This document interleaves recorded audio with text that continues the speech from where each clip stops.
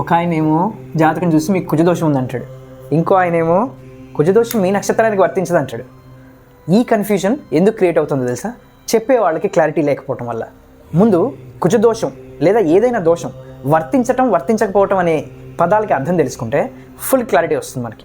ఈ ఒక్క వీడియోతో నిజంగా కుజదోషం అనేది మనకు ఉందా, ఉంటే ఎటువంటి ఫలితాలు ఇస్తుంది, వర్తిస్తుందా అనే పదానికి అర్థం ఏంటి, ఇవన్నీ క్లారిటీగా తెలుసుకుందాం రండి.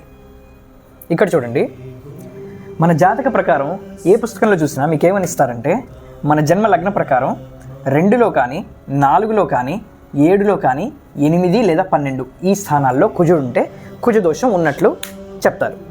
కానీ అవే పుస్తకాల్లో మళ్ళీ ఏమిస్తారంటే, ఉదాహరణకి మీది కర్కాటక రాశి కానీ సింహరాశి కానీ అయితే కుజదోషం వర్తించదు అని రాస్తారు.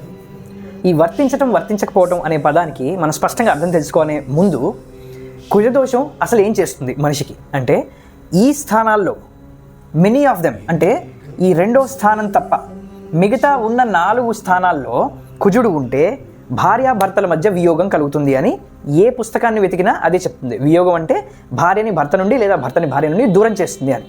ఆ దూరాన్ని ఎటువంటి దూరంగా ఇది పరిగణిస్తుంది కుజదోషం అని తెలుసుకోవడానికి వర్తిస్తుందా వర్తించదా అనే విషయం తెలుసుకోవాలి.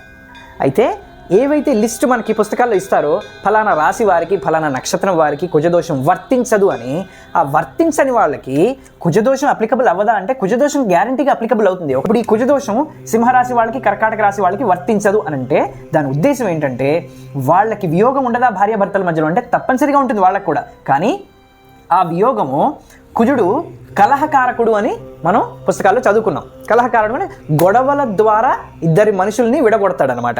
అలాంటి కారణం చేత ఈ రాశి వాళ్ళు ఎవరైతే పుస్తకాల్లో ఈ నక్షత్రాల వాళ్ళకి ఈ రాశి వాళ్ళకి కుజదోషం వర్తించదు అని ఉంటుందో వాళ్ళు ఆ గొడవల కారణం చేత వీళ్ళు విడిగా ఉండటం అనేది జరగదు. మైట్ బి అంటే కారణాలు వేరే వేరే అయి ఉండొచ్చు. వియోగం ఎటువంటిది కలుగుతుంది అంటే వృత్తి రీత్యా లేకపోతే ఇతరత్ర కారణాల రీత్యా వియోగం జరుగుతుందే తప్ప భార్యాభర్తల మధ్యలో గొడవల కారణంగా జరగదు. ఉదాహరణకి మళ్ళీ రాముల వారి జాతకమే తీసుకుందాం. రాముల వారి పునర్వసు నక్షత్రం అని మనం ఆల్రెడీ మాట్లాడుకున్నాం.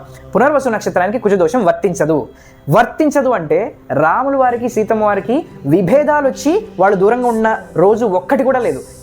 ఎన్నిసార్లు దూరంగా ఉన్నా వాళ్ళిద్దరు ఒకరికొకరు మనసులో చాలా విపరీతమైన ప్రేమతో కలిగి ఉన్నారు. ఎక్కడ కూడా వాళ్ళు గొడవల వల్ల విడిపోలేదు, జ్ఞాపకం పెట్టుకోండి. ఇది కుజదోషం వర్తించకపోవటానికి గుడ్ ఎగ్జాంపుల్ అనమాట. కుజదోషం వర్తించడానికి ఇంకా మీకు అర్థమైపోయింది, గొడవల కారణం చేత ఒకళ్ళు పడకపోవటం వల్ల ఏర్పడేది కుజదోషం అనమాట. ఇప్పుడు మీకు క్లారిటీ వచ్చింది అనుకుంటున్నాను.